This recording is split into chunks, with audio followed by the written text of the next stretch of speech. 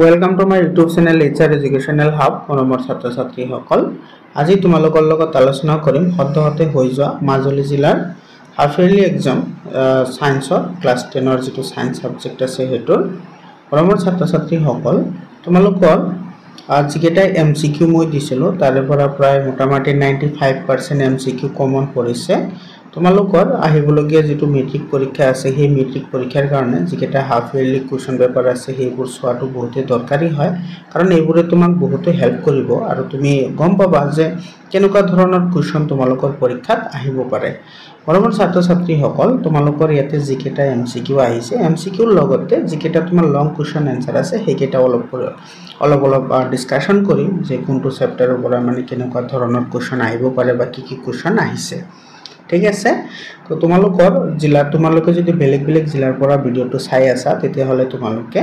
7002824673 এইটো নম্বৰত তোমালোকে WhatsApp কৰি PDF আকাৰে মোক পঠাই দিবা মই হেবোৰ সলভ কৰি তোমালোকক দি দিম যাতে বেলেগৰ সহায় হয় এই হিচাপে তোমালোকে এইটো নম্বৰত WhatsApp কৰিবা আৰু তোমালোকৰ মোৰ ওচৰত থকা যিবোৰ PDF ফাইল আছে যদি লাগে তেতিয়া হলে তোমালোকে এইটো নম্বৰত WhatsApp কৰিবা মই তোমালোকক PDF ফাইলবোৰ প্ৰভাইড কৰিম এতিয়া আমাৰ যিকেটা এমসিকিউ আছে আগতে এমসিকিউ কেটা চাও এটো কি কৈছে এতে সোয়া এটা আমাৰ ৰাসায়নিক বিক্ৰিয়া দিয়া আছে 1 নম্বৰ যেটো কোৱেশ্চন আছে হেতুত কৈছে জিংক অক্সাইড আৰু কাৰ্বনৰ মাজত ৰিঅ্যাকশন কৰি তোমাৰ জিংক আৰু কাৰ্বন ডাই অক্সাইড কি হৈছে ফৰ্মেশন হৈছে এই বিক্ৰিয়াটো তোমাৰ কি হৈছে ইয়াতে সোয়া তুমি যদি এই বিক্ৰিয়াটো সোয়া তেতিয়া হলে এতে লক্ষ্য কৰা এতে জিংক অক্সাইডৰ পৰা তোমাৰ অক্সিজেন নোহোৱা হৈ কি উৎপন্ন কৰিছে জিংক উৎপন্ন কৰিছে আৰু কাৰ্বনৰ অক্সিজেন নাছিল তো অক্সিজেন যোগ হৈ তোমাৰ কাৰ্বন ডাই অক্সাইড উৎপন্ন হৈছে তাৰ মানে আমি ক'ব পাৰো তোমাৰ যিবোৰ পদাৰ্থ হয় তোমাৰ অক্সিজেনটো হেৰাই হেবোৰক বিজাৰিত হোৱা বুলি কোৱা হয় আৰু যিবোৰে তোমাৰ অক্সিজেন যোগ কৰে তেতিয়া হলে হেবোৰক আমি জাৰিত হোৱা বুলি কওঁ তো এই বিক্ৰিয়াটোত কি হৈছে তোমাৰ জিংক অক্সাইড বিজাৰিত হৈ উৎপন্ন কৰিছে জিংক আৰু কাৰ্বন জাৰিত হৈ উৎপন্ন কৰিছে কাৰ্বন ডাই অক্সাইড এটা আমি লক্ষ্য কৰিম যে ইয়াতে তোমাৰ কোনটো অপচনৰ লগত এটো মিলিছে তো তোমাৰ সোয়া ইয়াতে কোনো এটা অপচনতে জিংক অক্সাইড বিজাৰিত হোৱা বুলি দিয়া নাই গতিকে ইয়াতে অপচনটো অলপমান ভুল যেন লাগিছে তো যদি ধৰিলা তোমাৰ 1 নম্বৰ যেটো অপচন আছে এতে যদি আমি কও যে জিংক অক্সাইড বিজাৰিত হৈছে এটো ধৰি ললো আমি জিংক অক্সাইড বিজাৰিত হৈছে আৰু কাৰ্বনটো জাৰিত হৈছে তো কাৰ্বন জাৰিত হৈছে তো 4 নম্বৰ অপচনত আছে তো যদি 1 নম্বৰটো জিংক অক্সাইড বিজাৰিত হৈছে বুলি থাকে আৰু 4 নম্বৰটো তো কাৰেক্ট হয় তো তেতিয়া হলে আমাৰ শুদ্ধ উত্তৰটো হ'ব তোমাৰ এ নম্বৰটো বুজি পালানে 2 নম্বৰ প্ৰশ্নটো চোৱা 2 নম্বৰ প্ৰশ্নত কি কৈছে চিপছৰ পেকেটত নাইট্ৰজেন গেছ ভৰোৱা হয় যিবোৰ চিপছৰ পেকেট থাকে হেবোৰক আমি কিয় নাইট্ৰজেন গেছ ভৰাও সো নাইট্ৰজেন হৈছে এটা প্ৰতিজাৰক পদাৰ্থ মানে ই অক্সিজেনৰ লগত বেলেগ বস্তু তোমাৰ বিক্ৰিয়া কৰাত কি কৰে বাধা প্ৰদান কৰে প্ৰতিজাৰক হিচাপে ব্যৱহাৰ কৰা হয় তো অক্সিজেন যোগ হোৱা মানে কি হয় জাৰণ হোৱা তো জাৰণ ঘটিলে খাদ্য বস্তু নষ্ট হয় বা চিপছৰ ভিতৰত থকা বস্তুখিনি নষ্ট হৈ যাব এই কারণে কি করা হয় তোমার জারণ নঘটার কারণে আমার নাইট্রোজেন কে ব্যবহার করা হয় তো এর কারেক্ট आंसर আহিব তোমার বি নাম্বারটো বুঝি পালানে 3 নাম্বার কোশ্চেনটো কি হৈছে সোয়া রাসায়নিক বিক্রিয়াটা সন্তুলন করার প্রয়োজন কারণ এটো তোমালোকে ক্লাস 9 ত পঢ়ি আহিছা যেটো ভরণ নিত্যতা সূত্র আছে তোমালোকৰ ক্লাস 10 তো আছে ভৰণ নিত্যতা সূত্ৰ আৰু এটা আছে তোমাৰ নিৰ্দিষ্টানুপাত বিধি এই দুটা তোমালোকে পঢ়িছা ক্লাস 9 ত এটো তোমাৰ এল লেভয়ছিয়াৰ নামৰ তোমাৰ বিজ্ঞানীজনে এই সূত্ৰ দুটা উপস্থাপন কৰিছিল আৰু এটো পৰীক্ষাৰ দ্বাৰা প্ৰমাণ কৰিছিল তো যেটো ভৰৰ যেটো নিত্যতা সূত্ৰ আছে হেতু মতে ৰাসায়নিক বিক্ৰিয়াটা ভৰৰ সৃষ্টি নহয় বিনাশ নহয় অৰ্থাৎ তোমাৰ বিক্ৰিয়ক পদাৰ্থবোৰৰ ভৰ আৰু বিক্ৰিয়াজাত পদাৰ্থবোৰৰ ভর সদায় কি হ'ব লাগে সমান হ'ব লাগে এতে ভৰৰ কথা কৈছে ভৰ সমান হ'ব লাগিব বিক্ৰিয়ক পদাৰ্থ মানে যিবোৰৰ মাজত বিক্ৰিয়া ঘটে আৰু বিক্ৰিয়াজাত পদাৰ্থ মানে যিবোৰৰ মাজত বিক্ৰিয়া ঘটি নতুন পদাৰ্থ উৎপন্ন হয় এটো বিক্ৰিয়াজাত পদাৰ্থ বুলি কোৱা হয় তো আমাৰ কাৰেক্ট অপশনটো আহিব এতে তোমাৰ বি নম্বৰ অপশনটো এটা আমাৰ কাৰেক্ট অপশন আহিব ঠিক আছে ইয়াৰে পিছত চোৱা 4 নম্বৰ কোশ্চনটো কি কৈছে তলৰ কোনটো বিয়োজন বিক্ৰিয়াৰ বাবে সূৰ্যৰ পোহৰৰ প্ৰয়োজন হয় এতিয়া সূৰ্যৰ পোহৰৰ দ্বাৰা যিবোৰ বিক্ৰিয়া সংঘটিত হয় সেইবোৰ বিক্ৰিয়াক তোমাৰ কি বুলি কয় ফটোকেমিকেল ৰিয়েকশন বুলি কোৱা হয় বা তোমাৰ এটো পোহৰ ৰাসায়নিক বিক্ৰিয়া বুলি কোৱা হয় তো ইয়াতে যেটো আমাৰ সিলভাৰ ক্লোৰাইড আছে সিলভাৰ ক্লোৰাইডক যদি আমি সূৰ্যৰ পোহৰত ৰাখো তেতিয়া হলে তোমাৰ সিলভাৰ আৰু ক্লোৰিনলৈ কি হৈ যায় বিযোজিত হৈ যায় তো আমাৰ কাৰেক্ট অপশনটো হ'ব বি নম্বৰ অপশনটো কাৰেক্ট হবে বুঝি পালানে এটো তোমালোকৰ যেটো কাৰ্যকলাপ আছে সেই কাৰ্যকলাপত এটো দিয়া আছে আৰু ইয়াতে তুমি আৰু এটা কথা মনত ৰাখিবা যেটো তোমাৰ সিলভাৰ ব্ৰোমাইড আছে এটো সূৰ্যৰ পোহৰত ৰাখিলে তোমাৰ কি হয় সিলভাৰ আৰু ব্ৰোমিনলৈ বিযোজিত হৈ যায় আৰু এই বিক্ৰিয়াটো বহুতই ইম্পৰ্টেন্ট হয় কিহৰ কাৰণে ইম্পৰ্টেন্ট হয় কাৰণ এই বিক্ৰিয়াটো তোমাৰ যিবোৰ ব্ল্যাক এন্ড হোৱাইট ফটোগ্ৰাফিত কি কৰা হয় ইউজ কৰা হয় এই বিক্ৰিয়াটো আৰু এইটো এটা তোমাৰ পোহৰৰ দ্বাৰা সংঘটিত হয় বিযোজন বিক্ৰিয়া ঠিক আছে তো ইয়াৰে তোমাৰ 4 নম্বৰ কোৱেশ্চনৰ आंसर আহিব বি নম্বৰটো 5 নম্বৰ কোৱেশ্চন কি কৈছে 5 নম্বৰত হেউজিয়া ফেৰাছ সালফেটৰ দ্ৰৱ থকা টেষ্ট টিউব এটা তামৰ বা কপাৰৰ মুদ্ৰা এটা পেলাই দিলে ফেৰাছ সালফেট দ্ৰৱত দেখা যাব ইয়াতে আছে আমাৰ ফেৰাছ সালফেট মানে ACO4 এটো তোমাৰ ইকুয়াস আছে এটা আমাৰ অলপ সলিউশন লোৱা হৈছে তাতে আমি কি কৰিছো কপাৰ দিছো তেতিয়া হলে যেটো সলিউশন ফৰ্মেশন হ'ব এই যেটো সলিউশন হ'ব ইয়াতে আমি কি দেখাব মানে ইয়াৰ আমাৰ অবজাৰভেশন লাগে ঠিক আছে যেটো তোমাৰ কাৰ্যকলাপ আছে লুৰ গজাল যে ডুবাই দিয়া হৈছিল ফেৰাছ সালফেটত মনত পৰিছে নে তো হেতুৰ লগত ৰিলেটেড হয় এটো এতে এটা কথা লক্ষ্য কৰা যেটো তোমাৰ আইৰন আছে আৰু ইফালে আছে কপাৰ হয়নে এটা আইরনটো কিন্তু তোমার কপারতকৈ কম সক্রিয় মানে আইরনতকৈ কপার বেশি সক্রিয় আর কপারতকৈ আইরনটো কম সক্রিয় তো যদি তোমার আইরনটো তোমার কপারত প্রভাবিত কৰিব নোৱাৰে কাৰণ আইৰনটো তোমাৰ কপাৰতকৈ কি হয় বেশি সক্ৰিয় হয় গতিকে ইয়াতে কোনো ধৰণৰ ৰাসায়নিক বিক্ৰিয়া সংঘটিত নহয় বুজি পালানে তো যদি ৰাসায়নিক বিক্ৰিয়া সংঘটিত নহয় তেতিয়া হলে আমাৰ যেটো সলিউশন থাকিব বা যেটো দ্ৰৱ আছে সেই দ্ৰৱত আমি কোনো ধৰণৰ পৰিৱৰ্তন দেখা নাপাম মানে মুদ্ৰাটো তেনেকৈ থাকিব আৰু তোমাৰ সলিউশন খিনিও তেনেকৈ থাকিব তো ইয়াৰে তোমাৰ ডি নম্বৰ অপশনটো কি হয় কাৰেক্ট হয় বুজি পালানে 4 নম্বৰ কোৱেশ্চনটো 6 নম্বৰ কোৱেশ্চনত কি কৈছে 6 নম্বৰ যেটো কোৱেশ্চন আছে তলত কোনটো তাপবৰ্জ্য বিক্ৰিয়া আছে তাপবৰ্জ্য বিক্ৰিয়া কাক বুলি কোৱা হয় যিবোৰ বিক্ৰিয়াত তোমাৰ বিক্ৰিয়াজাত পদাৰ্থৰ লগতে তাপৰ উৎপন্ন হয় হেউৰক তাপবৰ্জ্য ৰাসায়নিক বিক্ৰিয়া বুলি কোৱা হয় তো কাৰ্বনৰ দহন এটা হৈছে ৰাসায়নিক বিক্ৰিয়া তাপবৰ্জ্য ৰাসায়নিক বিক্ৰিয়া ইয়াৰ আমাৰ বি নম্বৰ অপশনটো কি হ'ব কাৰেক্ট হ'ব সি মানে হৈছে কাৰ্বন ও মানে অক্সিজেন মানে দহন কৰা হয় বা পুৰি পেলোৱা হয় তেতিয়া হলে তোমাৰ কাৰ্বন ডাই অক্সাইড গ্যাস উৎপন্ন হয় তো এটো তোমাৰ প্ৰচুৰ পৰিমাণে তাপ উৎপন্ন হয় তো তাপ উৎপন্ন হলে তাক আমি তাপবৰ্জ্য বুলি কওঁ তো সেই কাৰণে আমাৰ B number option will be the correct answer 7 number কোৱেশ্চনত কি কৈছে লুৰ ক্ষয় প্ৰতিৰোধ কৰিবলৈ প্ৰয়োগ কৰা হয় তো লুৰ ক্ষয় আমি তেতিয়াহে প্ৰতিৰোধ কৰিব পাৰিম যেতিয়া তোমাৰ এটো অক্সিজেন আৰু তোমাৰ যেটো ওয়াটাৰ ভেপৰ আছে হেটো তোমাৰ কন্টাক্টত নাহে এটো যেটো তোমাৰ ক্ষয়িবগন যেটো ই আছে অংশ আছে তাৰ ওপৰত প্ৰশ্নটো দিছে তো অক্সিজেন আৰু পানীৰ সংস্পৰ্শত নাহিবলৈ আমি কি কৰিব পাৰো ৰং কৰিব পাৰো ৰং কৰিলে তোমাৰ অক্সিজেন আৰু জলীয় বাষ্পৰ সংস্পৰ্শত নাহে কাৰণ তো বায়ুমণ্ডল আৰু পদাৰ্থটোৰ মাজত এটা লেয়াৰৰ সৃষ্টি কৰে আমি গ্ৰিজ ইউজ কৰিব পাৰো এই কাৰণে গাড়ী মটৰত গ্ৰিজ ইউজ কৰা হয় যাতে সোনকালে মামৰ নালাগে ক্ৰোমোপ্লান্টিং মানে তোমাৰ এটো যেটো ক্ৰোমিয়াম আছে ক্ৰোমিয়ামৰ এটা কি কৰা হয় ওপৰত প্ৰলেপ দিয়া হয় আৰু এটোও তোমাৰ কি কৰে বহু ধৰণে কৰোজনটো ৰোধ কৰিব পাৰে আৰু গ্যালভানাইজিংও কৰিব পাৰো মানে 10টা লেপনো আমি কৰিব পাৰো তাৰ মানে 1 2 3 আৰু 4 তোমাৰ চাৰিটা কাৰেক্ট হয় তো এটো কোনটো অপশনত আছে সি নম্বৰ অপশনত আছে তো সি নম্বৰ অপশনটো কাৰেক্ট आंसर হ'ব 8 নম্বৰ কোৱেশ্চন কি কৈছে কপাৰ আৰু অক্সিজেনৰ মাজত ৰাসায়নিক বিক্ৰিয়াটো অন্তৰ্ভুক্ত কৰা হয় ইয়াতে যিকেটা অপশন দিছে অপহৰণ বিযোজন সংযোজন আৰু দ্বিঅপহৰণ এতে কৈছে কিহৰ কথা কপাৰ তো কপাৰ লোৱা আৰু অক্সিজেন তো অক্সিজেন লোৱা ইয়াৰ মাজত বিক্ৰিয়া ঘটি উৎপন্ন হ'ব কি কপাৰ অক্সাইড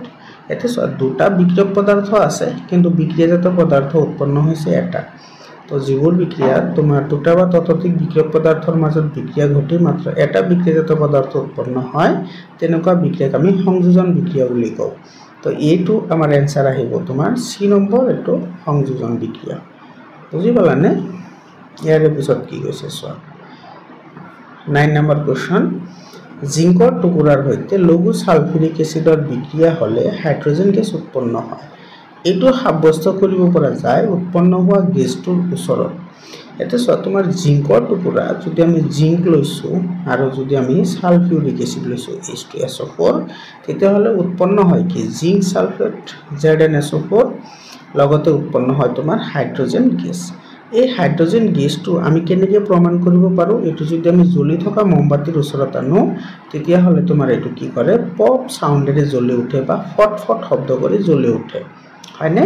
তো ইয়াৰে যেটো শুদ্ধ উত্তৰ হ'ব হেতু তোমাৰ সি নম্বৰ অপচনটো কি হ'ব কাৰেক্ট হ'ব বুজি পালা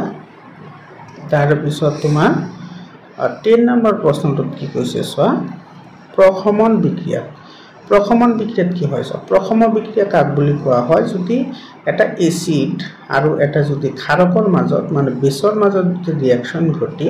তোমাৰ সল্ট আৰু ওয়াটাৰ ফৰ্মেশন হয় মানে লবণ আৰু পানী উৎপন্ন হয় তেতিয়া হলে তাক আমি কি বুলি কও প্ৰশমন বিক্ৰিয়া বুলি কও প্ৰশমন বিক্ৰিয়াত কি হয় যেটো এসিড আছে এসিডে তোমাৰ ক্ষাৰকৰ ধৰ্ম নষ্ট কৰে আৰু ক্ষাৰকে এসিডৰ ধৰ্ম নষ্ট কৰে মানে পৰস্পৰৰ ধৰ্মটো নষ্ট কৰে তো সেই অপচনটো আছে তোমাৰ সি নম্বৰ অপচনত আছে সো এসিডে ক্ষাৰকীয় গুণ নাশ কৰে আৰু ক্ষাৰকে এসিডৰ আম্লিক গুণটো নাশ কৰে তো এটো সি নম্বৰ অপচনটো কাৰেক্ট অপচন হয় ইয়াৰ পিছত তোমাৰ 11 নম্বৰ কোৱেশ্চনটো কি কৈছে চোৱা কঠিন পানী কোমল কৰিবলৈ ব্যৱহাৰ হোৱা লৱণটো হল এটো বহুত ইম্পৰ্টেন্ট হয় কঠিন পানী কোমল কৰিবলৈ ব্যৱহাৰ কৰা হয় তোমাৰ কাপোৰ ধোৱা সোডা পৰমৰ ছাত্ৰ-ছাত্ৰী সকল ইবোৰৰ যিকেটা তোমাৰ ৰাসায়নিক সংকেত আছে হিবোৰো তোমালোকে মনত ৰাখিবা বহুত ইম্পৰ্টেন্ট হয় ব্লিচিং পাউডাৰ যেটো আছে ব্লিচিং পাউডাৰক আমি কি বুলি লিখো এটো লিখো CaOCl2 এটো কয় ক্যালসিয়াম অক্সিক্লোৰাইড আৰু যেটো প্লাষ্টাৰ অফ পেৰিছ আছে হেতু হৈছে তোমাৰ ক্যালসিয়াম সালফেট এটো ক্যালসিয়াম সালফেট আৰু আধাটা পানীৰ অনু থাকে এটো কয় ক্যালসিয়াম সালফেট বা তোমাৰ প্লাষ্টাৰ অফ পেৰিছ আৰু যেটো তোমাৰ বেকিং সোডা আছে এটো হৈছে সোডিয়াম হাইড্ৰোজেন কাৰ্বনেট এটো সোডিয়াম হাইড্ৰোজেন কাৰ্বনেট আৰু যেটো কাপোৰ ধোৱা সোডা আছে হেতু হৈছে তোমাৰ সোডিয়াম কাৰ্বনেট Na2CO3 আৰু এটা কথা তুমি ইয়াতে মনত ৰাখিবা যেটো তোমাৰ কার্বনেট আছে ইয়াতে সোডিয়াম কার্বনেট আছে ইয়াতে তোমার কেটা পানির অণু থাকে 10টা পানির অণু থাকে সোডিয়াম হাইড্রোজেন কার্বনেটত কোনো পানির অণু না থাকে তোমার এটো ক্যালসিয়াম সালফেটত আধা পানির অণু থাকে যেটো আমি প্লাস্টার অফ পেরিস বলি কও আর ব্লিচিং পাউডারত কোনো পানির অণু না থাকে বহুত ইম্পর্টেন্ট হয় এই কথাখিনি তুমি মনত রাখিবা এটো তোমার পরীক্ষাত আহে ঠিক আছে এর পিছৰ প্ৰশ্নটো কি কৈছে সোৱা এটো 12 নম্বৰ কোৱেশ্চন মৌমাখিয়ে বিন্দিলে বিন্দা স্থানত আমি কি ব্যৱহাৰ কৰিলে হকা পাম এটো মৃদু ক্ষাৰক যেনেকুৱা তোমাৰ বেকিং সোডাও আমি ইউজ কৰিব পাৰো মানে সোডিয়াম হাইড্ৰোজেন কাৰ্বনেট আমি ইউজ কৰিব পাৰো এবোৰ ইউজ কৰিলেও আমাৰ কি হয় এটো আমি হকা পাম কাৰণ যেতিয়া মৌমাখিয়ে বিন্দে তেতিয়া হলে আমাৰ দেহত কি হয় ফৰ্মিক এসিড ইনজেক্ট কৰে ফৰ্মিক এসিড এটো মনত ৰাখিবা ফৰ্মিক এসিডটো কি কৰে ইনজেক্ট কৰে আৰ এই ফৰ্মিক এসিডক নাক কৰিবলৈ হলে এতে যেটো এসিড হয় এসিডক নাক কৰিবলৈ হলে আমি ক্ষাৰক ব্যৱহাৰ কৰিম তো ইয়াতে আমাৰ যেটো ক্ষাৰক আছে কিন্তু ক্ষাৰকটো আমি তীব্ৰ ক্ষাৰক আমি ইউজ কৰিব নোৱাৰো কাৰণ আমাৰ স্কিনৰ প্ৰবলেম হ'ব পাৰে গতিকে আমি মৃদু ক্ষাৰক আমি এপ্লাই কৰিম এৰ বি নম্বৰ অপচনটো কাৰেক্ট অপচন হয় এৰ পিছত এটো মিলাবলৈ দিছে সোৱা হেনৰি মজলি যেটো তোমাৰ আধুনিক পৰ্যাবৃত্তৰ যেটো সূত্ৰ এই সূত্ৰটো কিন্তু হেনৰি মজলিয়ে দিছিল এটো মনত ৰাখিবা বহুত ইম্পৰ্টেন্ট হয় হেনৰি মজলিয়ে তোমাৰ কি কৰিছিল আধুনিক পৰ্যাবৃত্ত তালিকাটো এটো ব্যাখ্যা কৰিছিল আৰু ইয়াতে হেনৰি মজলিয়ে তোমাৰ কি কৰিছিল পৰমাণু ক্ৰমাঙ্কৰ ওপৰত তথ্য আগবঢ়াইছিল আৰু নিউল্যান্ডছে তোমাৰ কি কৰিছিল অষ্টসূত্ৰ আগবঢ়াইছিল মেন্ডেলিভৰ আছিল তোমাৰ পাৰমাণবিক ভৰ আৰু ডবাৰিনাৰে কি কৰিছিল ট্ৰায়াড গঠন কৰিছিল ঠিক আছে তো ইয়াতে তোমাৰ এ নম্বৰটো আহিব 4 ৰ লগত তো এই নম্বৰ 4 ইয়াতে আছে নিউল্যান্ডস আহিছিল তোমাৰ অষ্টসূত্ৰ লৈ মানে 2 নম্বৰৰ লগত ইয়াতে আছে মেন্ডেলিভ আহিছিল পাৰমাণবিক ভৰ লৈ এটো আছে আৰু ডবাৰিনাৰ আছিল ট্ৰায়াড লৈ তো D1 তো বি নম্বৰ অপচনটো কাৰেক্ট आंसर হয় ইয়াতে তুমি আৰু এটা কথা মনত ৰাখিবা তোমাৰ ইয়াতে যিকেজন মানুহ আছে বা বিজ্ঞানী আছে এই সকলক তুমি সিৰিয়ালি মনত ৰাখিবা সৰ্বপ্ৰথম কোনে চেষ্টা কৰিছিল সৰ্বপ্ৰথম চেষ্টা কৰিছিল তোমাৰ ডবাৰিনাৰ মানে এইটো আছিল 1 নম্বৰ মানত যি তোমাৰ মৌলসমূহ শ্ৰেণী বিভাজন কৰাৰ কাৰণে প্ৰথমতে ট্ৰাই কৰিছিল তাৰ পিছত আহিছিল তোমাৰ নিউল্যান্ডছ কোন আহিছিল নিউল্যান্ডছ আহিছিল তাৰ পিছত মানে নিউল্যান্ডছ হল 2 নম্বৰ আৰু মেন্ডেলিভ হল তোমাৰ 3 নম্বৰ আৰু একেবাৰে শেষত আহিছিল কোন হেনৰি মজলিছে তোমাৰ আধুনিক পৰ্যাবৃত্তৰ যেটো সূত্ৰ সেইটো আগবঢ়াইছিল এৰ পিছত 14 নম্বৰ কোৱেশ্চনটো চোৱা 14 নম্বৰ কোৱেশ্চনত কি কৈছে মেন্ডেলিভৰ পৰ্যাবৃত্ত তালিকাত সম্ভ্ৰান্ত গীজবোৰক নতুন এটা বৰ্গত ৰখা হৈছিল কাৰণ কি কাৰণ এইবোৰ অতিশয় নিষ্ক্ৰিয় হয় কাৰণ ইহতৰ যোজ্যতা 0 আৰু বহুজাতম কক্ষত তোমাৰ পৰিপূৰ্ণ ইলেক্ট্ৰন থাকে সেইকাৰণে ইহত নিষ্ক্ৰিয় হয় আৰু ইহতৰ পৰিমাণ বায়ুমণ্ডলত একেবাৰে কম তো এই দুটা নহয় তো তোমাৰ 1 আৰু 2 দুটা কাৰেক্ট হয় তো 1 আৰু 2 কোনটো অপশনত আছে 4 অপশন এ নম্বৰ অপশনত আছে তো A will be the correct answer ইয়াৰ পিছত তোমাৰ 15 নম্বৰ কোৱেশ্চন চোৱা মেন্ডেলিভে কোন কেইটা মৌলৰ সম্পৰ্কে ভৱিষ্যতবাণী কৰিছিল এটা চোৱা মেন্ডেলিভৰ যেটো পৰ্যাবৃত্ত তালিকা আছে এই মেন্ডেলিভৰ পৰ্যাবৃত্ত তালিকাৰ এটো ডাঙৰ এটা সুবিধা হয় কাৰণ তেওঁ কিছুমান খালি ঠাই ৰাখি থৈ গৈছিল যাতে ভৱিষ্যতত সৃষ্টি হোৱা মৌলবোৰক স্থান দিব পৰা যায় আৰু কি মৌল ৰাখিছিল স্কেন্ডিয়াম গিলিয়াম আৰু জাৰ্মেনিয়াম আৰু এই সকলৰ নাম কিন্তু তেওঁ স্কেন্ডিয়াম গিলিয়াম আৰু জাৰ্মেনিয়াম দিয়া নাছিল এইবোৰৰ নাম দিছিল বেলেগ বেলেগ তেওঁ এটা ইয়াতে ওয়াৰ্ড ইউজ কৰিছিল সেই ওয়াৰ্ডটো হৈছে একা ই কে এ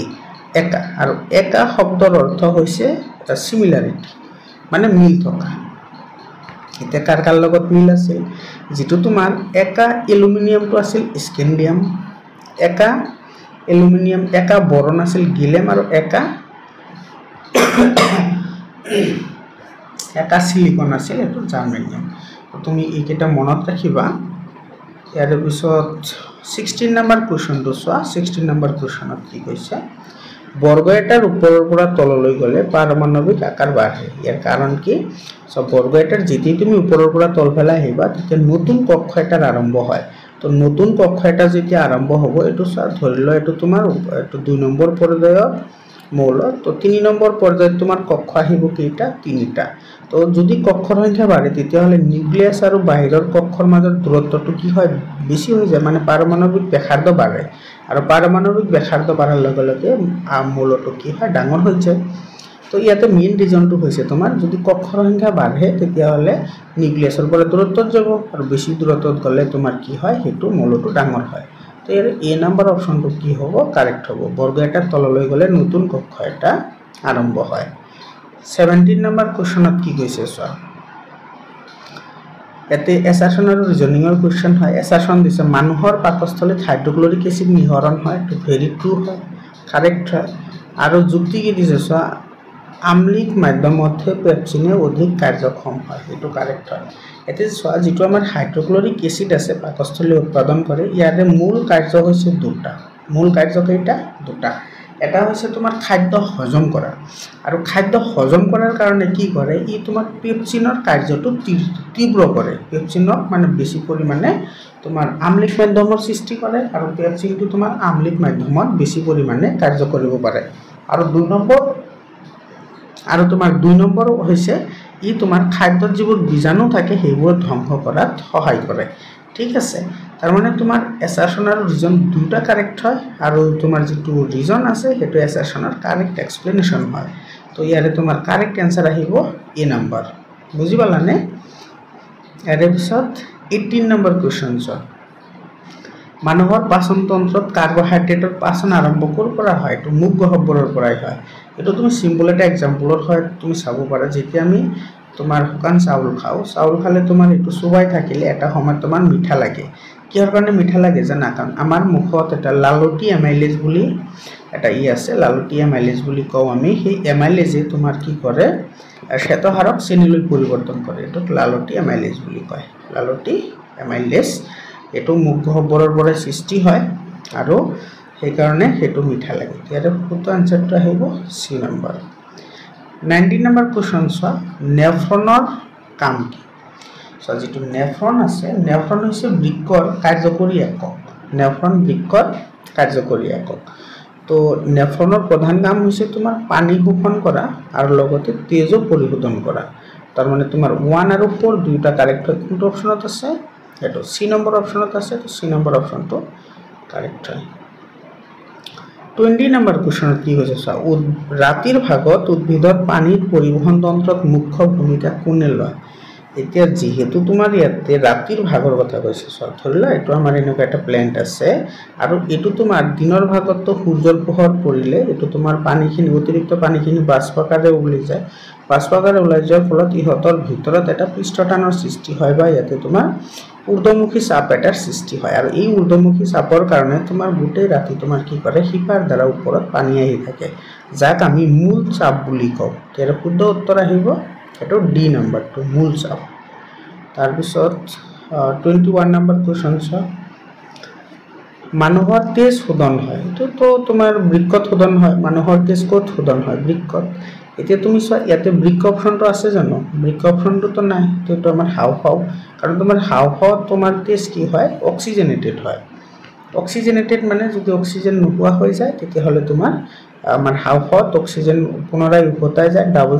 সাৰ্কুলেশন যেটো আছে হেতুৰ সহায়ত আৰু তাৰ পৰা তোমাৰ অক্সিজেন খিনি তেজত মিহলি হয় ইয়াৰ পিছত আছে তোমাৰ 22 নম্বৰ কোৱেশ্চন প্ৰান্তীয় স্নায়ুতন্ত্ৰ গঠন হয় তো প্ৰান্তীয় স্নায়ুতন্ত্ৰ কিহৰ দ্বাৰা গঠন হয় এটো কৰটো স্নায়ু আৰু স্নায়ুৰ উজ্জৰ পৰা ওলোৱা স্নায়ু এই দুটা লগ লাগি প্ৰান্তীয় স্নায়ুতন্ত্ৰ গঠিত হয় ইয়াৰ পিছত তোমাৰ 23 নম্বৰ কোৱেশ্চনত চোৱা তুমি সাইকেল চলাই যোৱা প্ৰক্ৰিয়াটো এতে চোৱা সাইকেল চলাই যোৱা প্ৰক্ৰিয়াটো হৈছে এটা ঐচ্ছিক কাৰ্য মানে আৰু ঐচ্ছিক কাৰ্যসমূহ কোনে নিয়ন্ত্ৰণ কৰে সেৰিবেলামে নিয়ন্ত্ৰণ কৰে এটা কাৰেক্ট আনসাৰ আহিব তোমাৰ বি নম্বৰটো আৰু অনৈচ্ছিক কাৰ্য যদি আহে তেতিয়াহলে তোমাৰ সেৰিব্ৰাম হ'ব অনৈচ্ছিক কাৰ্য যিবোৰ আমাৰ নিয়ন্ত্ৰণত নহয় তেতিয়াহলে তোমাৰ সেৰিব্ৰাম আহিব কাৰেক্ট অপচন ইয়াৰ পিছত 24 নম্বৰ কোৱেশ্চন চোৱা 24 নম্বৰ কোৱেশ্চনত কি কৈছে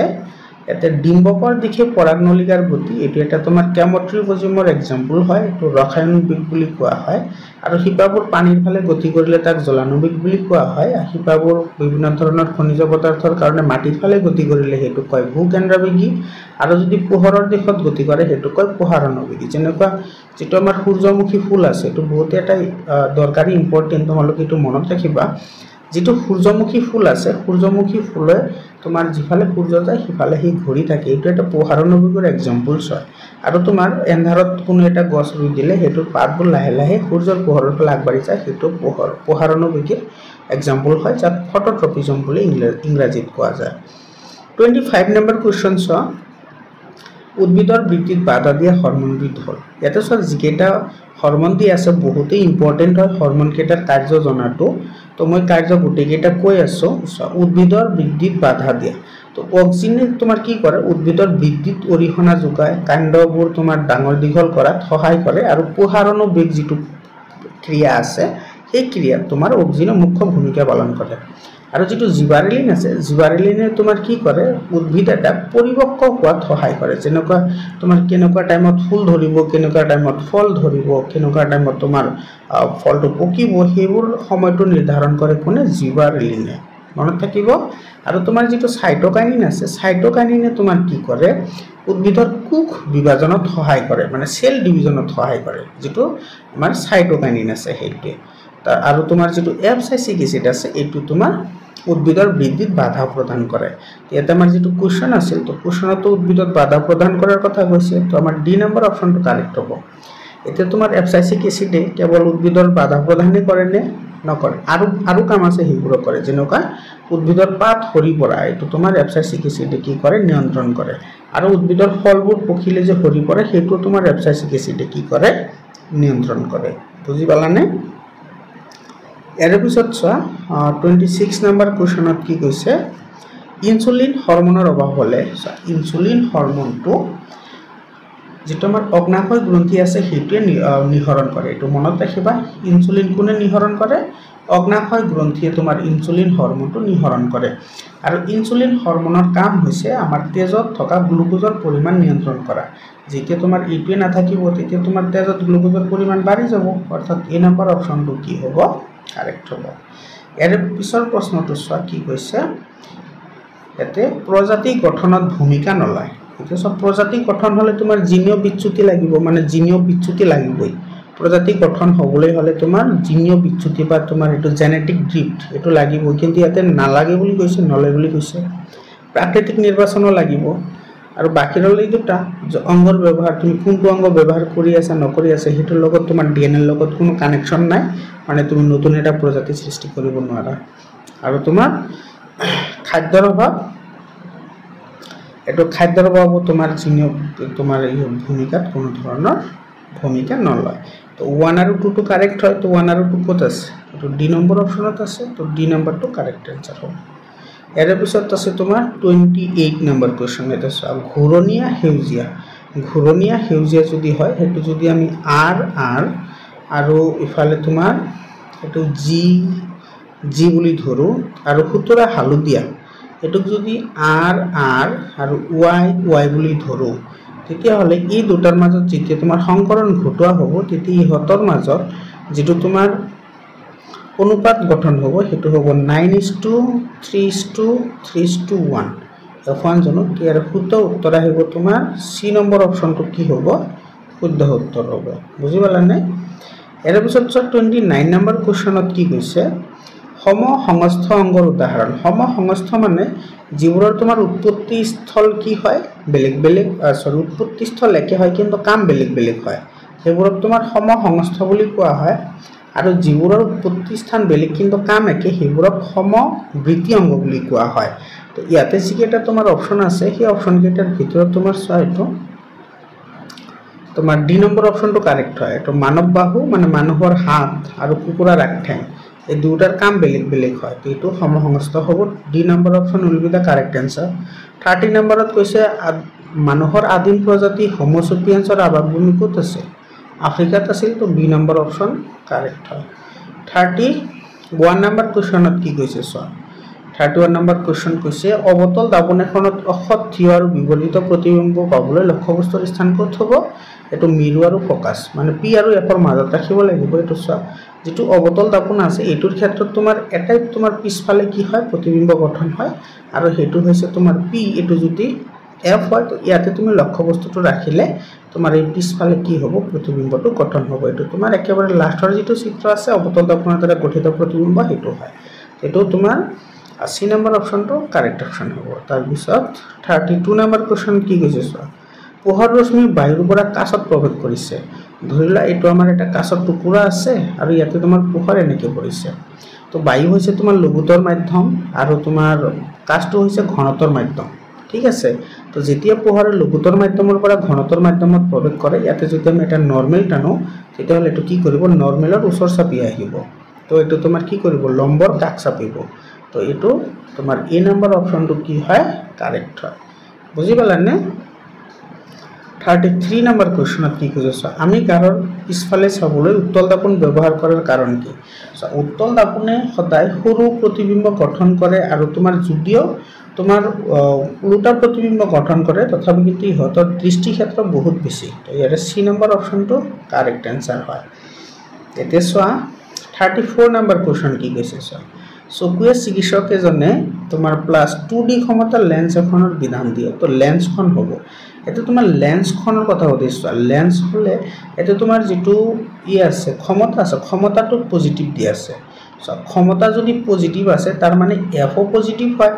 এতিয়া এফ পজিটিভ কাৰ হয় এফ হৈছে উত্তল লেন্সৰ এফ পজিটিভ কাৰ ক্ষেত্ৰত হয় উত্তল লেন্সৰ ক্ষেত্ৰত এফ টো কি হয় পজিটিভ হয় এটো উত্তল লেন্স তো ইফালে তোমাৰ এফ টো কি হ'ব পজিটিভ হ'ব তো যদি এফ পজিটিভ হয় তেতিয়া হলে ইয়াতে সো আকৌ তোমাৰ ফোকাস দৈৰ্ঘ্যৰ মানক দিয়া আছে তো ফোকাস দৈৰ্ঘ্যৰ কাৰণে তুমি এটো ফৰ্মুলা ইউজ কৰা p = 1/f ইয়াতে আমাৰ লাগে f ৰ মান তো f = কি হ'ব 1/p তো 1 আৰু p ৰ ভ্যালুটো কিমান দি আছে 2 দি আছে তো 2 ডিভাইড কৰিলে কিমান আহিব 0.5 আহিব তো ইয়াৰে তোমাৰ a নম্বৰ অপশনটো কি হয় কাৰেক্ট হয় a number option correct option 35 number question কি কৈছে চোৱা অবতল দাপনত লক্ষ্যবস্তুৰ সমান আকাৰৰ প্ৰতিবিম্ব পাবলৈ লক্ষ্যবস্তু ক'ত ৰাখিব লাগিব ফাৰ্স্ট কেন্দ্ৰত ৰাখিব লাগিব ফাৰ্স্ট কেন্দ্ৰত ৰাখিলেহে তোমাৰ মানে লক্ষ্যবস্তুৰ সমান প্ৰতিবিম্ব গঠন হয় হতাৰ উল্টা হ'ব তোমালোকে আৰু এটা কথা মনত ৰাখিবা যদি তোমাৰ এটো চিত্ৰ তোমাৰ ইয়াতে লক্ষ্যবস্তু আছে আৰু ইয়াতে তোমাৰ প্ৰতিবিম্ব গঠন আছে এনেকুৱা ক্ষেত্ৰত এই লক্ষ্যবস্তু আৰু প্ৰতিবিম্ব তোমাৰ দুটাই একেলগে 180 ডিগ্ৰী এংগল কৰে এই কথাটো মনত ৰাখিবা ইয়াৰ পিছত তোমাৰ 36 নম্বৰ কোৱেশ্চন সৌৰ ভাতিত কি তাপন ব্যৱহাৰ কৰা হয় অৱতল তাপন ব্যৱহাৰ কৰা হয় কাৰণ অৱতল তাপনে তোমাৰ সূৰ্যৰ পোহৰক কেন্দ্ৰীভূত কৰিব পাৰে যাৰ ফলত অধিক পৰিমাণৰ তাপ শক্তি উৎপন্ন হয় তো এই নম্বৰ অপচনটো কি হ'ব কাৰেক্ট হ'ব ইয়াৰ পিছত 37 নম্বৰ কোৱেশ্চন কি কৈছে উত্তল লেন্সত মুখ্য অক্ষৰ সমান্তৰালকৈ অহা পোহৰ ৰশ্মি প্ৰতিহৰণৰ পিছত এতে আমাৰ এটা উত্তল লেন্স আছে এনেকুৱা উত্তল লেন্স ইয়াৰে যদি মুখ্য অক্ষৰ সমান্তৰালকৈ আহে তেতিয়াহ'লে এটো তোমাৰ f2 ৰ মাজেৰে কি হৈ যাব পাৰ হৈ যাব এটো তো আমি সকলোৱে জানো তো মুখ্য ফকাছৰ মাজেদি পাৰ হৈ যাব বিপৰীত দিশত থকা তেল তোমাৰ বি নম্বৰ অপচনটো কি হ'ব কাৰেক্ট হ'ব ইয়াৰ পিছত তোমাৰ 38 নম্বৰ একেবাৰে ইজি কোৱেশ্চন হয় চকুৰ প্ৰতিবিম্ব গঠন হোৱা স্থান হৈছে অক্ষিপট বা ৰেটিনা 39 নম্বৰ কোৱেশ্চন চকুত গঠন হোৱা প্ৰতিবিম্ব হল তো চকুত যে প্ৰতিবিম্ব যে গঠন হয় হেতু সদায় কি হয় তোমাৰ সৎ হয় আৰু কি হয় উল্টা হয় তো 39 নম্বৰ কোৱেশ্চনৰ তোমাৰ ই নম্বৰ অপচনটো কাৰেক্ট হ'ব 40 নম্বৰ কোৱেশ্চনটো কি কৈছে চকুৰ উপযোজন ক্ষমতা নিৰ্ণয় কৰা অংশটো কি হয় এটো সিলিয়াৰি পেশী হয় বহুত ইজি কোৱেশ্চন হয় এটো মাইপিয়াৰ ক্ষেত্ৰত মাইপিয়াৰ ক্ষেত্ৰত কি হয় তোমাৰ ওচৰৰ বস্তুবোৰ দেখা পায় কিন্তু দূৰৰ বস্তুবোৰ দেখা নাপায় তো হেতুক আমি কি কৰিব পাৰো উপযুক্ত ক্ষমতাৰ অৱতল লেন্স ব্যৱহাৰ কৰি হেতু আমি প্ৰতিকাৰ কৰিব পাৰো হয়নে তো ইয়াৰে তোমাৰ যেটো 3 নম্বৰ যেটো অপচন আছে এটো সোয়াছন উপযুক্ত ক্ষমতাৰ অৱতল লেন্স ব্যৱহাৰ কৰিব পাৰি এটো কাৰেক্ট হয় আৰু দূৰৰ বস্তুৰ প্ৰতিবিম্ব ৰেটিনাত গঠন নকৰি ৰেটিনাৰ কিছু সন্মুখত গঠন কৰে এটো হয় সেই কাৰণে কেৱল ওচৰৰ বস্তুবোৰহে দেখা পায় দূৰৰ বস্তুবোৰ দেখা নাপায় বুজি পালানে তো তোমাৰ 3 আৰু 4 টো কাৰেক্ট হয় 3 আৰু 4 কোনটোত আছে 3 আৰু 4 এটো সি নম্বৰ অপচনত আছে তো সি নম্বৰ অপচনটো কি হ'ব কাৰেক্ট হ'ব ইয়াৰে সি নম্বৰ অপচনটো কাৰেক্ট অপচন 42 নম্বৰ কোৱেশ্চন কি কৈছে অগ্ৰিম সূৰ্যোদয় আৰু পলম সূৰ্যাস্তৰ কাৰণ কি এটো প্ৰতিহৰণ পোহৰৰ প্ৰতিহৰণৰ কাৰণে তোমাৰ এনেকুৱা হয় 43 নম্বৰ কোৱেশ্চন তলৰ কোনবিধ অপৰম্পৰাগত শক্তিৰ উৎস অপৰম্পৰাগত শক্তিৰ উৎস হেবোৰ কোৱা হয় যিবোৰ তোমাৰ টেকনলজিৰ কাৰণে ডেভেলপ কৰা হয় বা তোমাৰ বৰ্তমানত ইউজ কৰা হয় হেবোৰক অপৰম্পৰাগত শক্তিৰ উৎস বুলি কোৱা হয় যিবোৰ তোমাৰ বহুত বছৰ আগৰ পৰা হাজাৰ মিলিয়ন বছৰ আগৰ পৰা ইউজ কৰা হয় হেবোৰক পৰম্পৰাগত শক্তিৰ উৎস বুলি কোৱা হয় ইয়াৰে তোমাৰ ডি নম্বৰ অপচনটো কাৰেক্ট হ'ব সৌৰ শক্তি যেনেকুৱা সোলাৰ কুকাৰ আৰু তোমাৰ সোলাৰ প্যানেলবোৰ এটো বৰ্তমানে ইউজ কৰা হয় তো এটো তোমাৰ সৌৰ শক্তিটো কাৰেক্ট आंसर হ'ব 44 নম্বৰ কোৱেশ্চন কি কৈছে সোয়া জীৱাশ্মজাত ইন্ধন ব্যৱহাৰ কৰাৰ প্ৰধান সমস্যাটো কি এটা সমস্যাৰ কথা কৈছে সোয়া তে জীৱাশ্মজাত ইন্ধনটো সকলে জানো যে আমি ভাল হয় সঞ্চয়ৰ কাৰণে ভাল বহু দিন ৰাখিব পাৰো কিন্তু এটো তোমাৰ অনবীকৰণযোগ্য হয় মানে এবাৰ ব্যৱহাৰ কৰিলে আকৌ আমি ব্যৱহাৰ কৰিব নোৱাৰো যাৰ কাৰণে আমাৰ বহু টকা পইচাৰ লছ হয় তেতে ডি নম্বৰ অপচনটো কাৰেক্ট হ'ব 45 নম্বৰ কোৱেশ্চন শক্তিৰ ভাল উৎস কি শক্তিৰ ভাল উৎস তোমাৰ পৰিবহন ব্যয়বহুল এটো তো নহয় উচ্চ দাম এটো নহয় সহজলভ্য নহয় এটো নহয় তো তোমাৰ উচ্চ ক্যালোৰি মানযুক্ত হ'ব লাগিব আৰু ক্যালোৰি মান কি হয় তোমাৰ 1 কেজি ওজনৰ বস্তু এটা বা ভৰৰ বস্তু এটা প্ৰতি একক আয়তনত মানে ধৰা তোমাৰ 1 কিউবিক মিটাৰত কিমান পৰিমাণৰ তাপ উৎপন্ন কৰে তাক ক্যালোৰি মান বুলি কোৱা হয় আৰু ক্যালোৰি মানৰ ইউনিট হৈছে কিলোজুল পাৰ কেজি বুজি পাইছানে এটো তোমালোকে ক্লাস 8 ত পঢ়িছা মৰমৰ ছাত্ৰ ছাত্ৰী সকল তো এমসিকিউ এইখিনিয়ে আছে আৰু তোমাৰ যিকিটা লং কোৱেশ্চন আছে এটো বহুত ইজি কোৱেশ্চন আছে সো এটো কাৰ্যকলাপ দিয়া আছে এটা ধাতব যৌগ সূৰ্যৰ পোহৰত ৰাখিলে মটিয়া বৰণৰ ক্লোৰিন গেছ নিৰ্গত হয় এটো কাৰ কথা কৈ আছে এটো কৈ আছে তোমাৰ সিলভাৰ ক্লোৰাইডৰ কথা কৈ আছে ক্লোৰিন কৈছে তো সিলভাৰ ক্লোৰাইড তো সূৰ্যৰ পোহৰত ৰাখিলে তোমাৰ সিলভাৰ আৰু লগতে কি হয় ক্লোৰিন গেছ ফৰ্মেশন হয় আৰু এই ক্লোৰিন গেছ ফৰ্মেশন হতো কি কৈছে ৰাসায়নিক জড়িত যৌগটোৰ নাম লিখা তো সিলভাৰ ক্লোৰাইড হ'ব জড়িত যৌগটোৰ নাম তাৰ পিছত কি কৈছে একো কোৱা নাই তো এটো আমাৰ কাৰেক্ট आंसर হয় খাদ্যৰ দুৰ্গন্ধিতা কোন প্ৰকাৰৰ ৰাসায়নিক বিক্ৰিয়া তো জাৰণ এটো কি বুলি কয় জাৰণ অক্সিজেন যোগ হয় খাদ্য বস্তু নষ্ট হয় তো জাৰণ এটো খোৱা ছটাৰ ৰাসায়নিক সংকেত কি এটো sodium hydrogen carbonate 49 number question কি কৈছে ধাতুকল্প এটাৰ উদাহৰণ দিয়া ধাতুকল্প যিবোৰে তোমাৰ কি কৰে ধাতু আৰু অধাতু দুটাৰে ধৰ্ম প্ৰদৰ্শন কৰে হেবোৰক ধাতুকল্প বুলি কোৱা হয় যেনেকুৱা তোমাৰ বৰণ এটা আছে তো বৰণে তোমাৰ কেতিয়াবা ধাতুৰ নিচিনা ধৰ্ম প্ৰদৰ্শন কৰে কেতিয়াবা ধাতুৰ নিচিনা ধৰ্ম প্ৰদৰ্শন কৰে সেইকাৰণে বৰণটো এটা কি হয় ধাতুকল্প হয় 50 নম্বৰ কোৱেশ্চনটো চা কি কৈছে মানুহৰ হৃদযন্ত্ৰৰ কোনটো অংশই অশুদ্ধ আৰু বিশুদ্ধ তেজ কি কৰে বহন কৰে এটো তোমাৰ হিমোগ্লোবিন হয় সৰি এটো তোমাৰ কোনটো অংশৰ কথা কৈছে তো অংশ যদি হয় তেতিয়া হলে তোমাৰ বাউন্ডাৰী বা ইফালে সুঅলিন্দ হ'ব মস্তিষ্কৰ কোন অংশই হিউয়াটে কলম পেন্সিল ধৰা কাৰ্য নিয়ন্ত্ৰণ কৰে মানে উচ্চিক কাৰ্য তো সেৰিবেলামে নিয়ন্ত্ৰণ কৰে মটৰ মাহৰ বীজ বংশগত চাৰিত্ৰিকৰ দুটা উদাহৰণ দিয়ে মটৰ মাহৰ বীজৰ বংশগত চাৰিত্ৰিক বৈশিষ্ট্যৰ দুটা উদাহৰণ দিয়া তো হেতু তোমাৰ যদি মেন্ডেলৰ এক সংকৰণ পৰীক্ষাৰ পৰা এই প্ৰশ্নটো দিছে অবতল দাপনৰ দুটা ব্যৱহাৰ লিখা এটো একেবাৰে ইজি হয় কি পৰিঘটনাৰ ক্ষেত্ৰত আকাশৰ ৰামধেনু দেখিবলৈ পোৱা যায় তো ৰামধেনুৰ লগত জড়িত তোমাৰ তিনিটা পৰিঘটনা আছে এটা হৈছে তোমাৰ বিচ্ছুৰণ আভ্যন্তৰীণ পূৰ্ণ প্ৰতিফলন আৰু আকৌ বিচ্ছুৰণ হয় নিউক্লিয় শক্তি আহৰণৰ প্ৰক্ৰিয়া দুটা কি এটো তোমাৰ যেটো শক্তিৰ সংৰক্ষণৰ আছে যেটো তোমাৰ 14 নম্বৰ চেপ্টাৰৰ পৰা দিছে এটো তোমাৰ এটো বহুত ইজি হয় 6 নম্বৰ কোৱেশ্চনটো কি কৈছে সো এক্সক তাপ প্ৰয়োগ কৰি y পদাৰ্থলৈ ৰূপান্তৰ হয় আৰু y পানীৰ লগত মিহলালে কাৰ্বন ডাই অক্সাইড কৰিলে পুনৰ x কি হয় উৎপন্ন হয় তো এটো কি হ'ব তো কি কৈছে সা এক্সক তাপ দিলু এক্সক কি কৰিলো তাপ দিলু তো y উৎপন্ন হল এতিয়া তোমাৰ যদি y পানীৰ লগত বিক্ৰিয়া কৰো y তোমাৰ কি কৰো পানীৰ লগত বিক্ৰিয়া কৰিলো y তেতিয়া হলে কাৰ্বন ডাই অক্সাইড গেছ চালিত কৰিলে পুনৰ x আহে পুনৰ কি আহিব x আহিব তো ইয়াতে যৌগটো হ'ব তোমাৰ ক্যালসিয়াম কাৰ্বনেট কি হ'ব ক্যালসিয়াম কাৰ্বনেট হ'ব আৰু y2 হ'ব তোমাৰ ক্যালসিয়াম অক্সাইড কি হ'ব ক্যালসিয়াম অক্সাইড হ'ব ক্যালসিয়াম অক্সাইডে তোমাৰ আকৌ ওয়াটাৰ লগত বিক্ৰিয়া কৰিলে ক্যালসিয়াম হাইড্ৰক্সাইড উৎপন্ন হ'ব আৰু তাৰ মাজেৰে যদি কাৰ্বন ডাই অক্সাইড গেছ পঠোৱা যায় আকৌ ক্যালসিয়াম কাৰ্বনেট উৎপন্ন হয় বুজি পাইছানে তো বিক্ৰিয়াটো একেবাৰে ইজি হয় বিক্ৰিয়াটো তোমাৰ এটো বিক্ৰিয়া হয় তোমাৰ এটো ক্যালসিয়াম কাৰ্বনেটৰ লগত যদি ক্যালসিয়াম কাৰ্বনেট তাপ দিলে ক্যালসিয়াম অক্সাইড আৰু ওয়াটাৰ ফৰ্মেশন হয় আৰু ইয়াৰে যদি ওয়াটাৰ লগত যদি ৰিঅ্যাকশন ঘটে তেতিয়া হলে ক্যালসিয়াম হাইড্ৰক্সাইড ফৰ্মেশন হয় আৰু তাৰ মাজেৰে যদি আমি কাৰ্বন ডাই অক্সাইড গেছ পঠাই দিও তেতিয়া হলে তোমাৰ এটো ক্যালসিয়াম কাৰ্বনেট আৰু ওয়াটাৰ উৎপন্ন হয় এটো ক্যালসিয়াম কাৰ্বনেট আৰু পানী উৎপন্ন হয় এটো বিক্ৰিয়া এটো লিখি দিলে আনসাৰটো হৈ যাব এতে তোমাৰ অপমাৰ্জক গুৰি গুৰি চূণ পানী মিলাইছে লিটমাছ পৰীক্ষা পাৰ্থক্যৰ কাৰণ উল্লেখ কৰা এতে অপমাৰ্জক মানে তোমাৰ এই যিবোৰ আমাৰ কাপোৰ ধোৱা বস্তু আছে সেইবোৰৰ কথা কৈছে আৰু চূণ পানী মিহলোৱা হৈছে তো যিকোনো দুটা তুমি কাৰ্বনেট যৌগ লবা কাৰ্বনেট যৌগ লৈ আনসাৰবোৰ লিখিব পাৰি এটো তোমাৰ যেটো 5 নম্বৰ চেপ্টাৰ আছে হেতুৰ পৰা দিছে এইবোৰ কোৱেশ্চনবোৰ মানে মোটামুটি ৰিলেটেবল কোৱেশ্চন হয় ইয়াতে তোমাৰ এটো দিছে এটো তোমাৰ যেটো 2 নম্বৰ চেপ্টাৰৰ যেটা তোমাৰ ধাতব লবণ আছে লাষ্টত যে আছে হেকেটাৰ পৰা কোৱেশ্চন দিছে যেনেকৈ তোমাৰ এটো অ্যামোনিয়াম কি কয় এটো সোডিয়াম হাইড্ৰোজেন এটো কাৰ্বনেট আৰু এটো হ'ব তোমাৰ ব্লিচিং পাউডাৰ CaOCl2 বুজি পালানে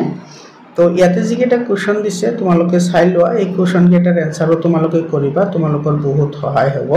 মৰমৰ ছাত্ৰ ছাত্ৰী সকল আজিৰ কাৰণে এইখিনিয়ে তোমালোকৰ যদি তোমালোকে বেলেগ জিলাৰ পৰা চাই আছা তেতিয়া হলে 7002824673 এটো নম্বৰত তোমালোকে মোক PDF ফাইল বনাই মোক কোৱেশ্চন পেপাৰবোৰ পঠাই দিবা সায়েন্স আৰু ম্যাথছৰ ক্লাস 9 আৰু 10 দুটাৰে পঠাই দিবা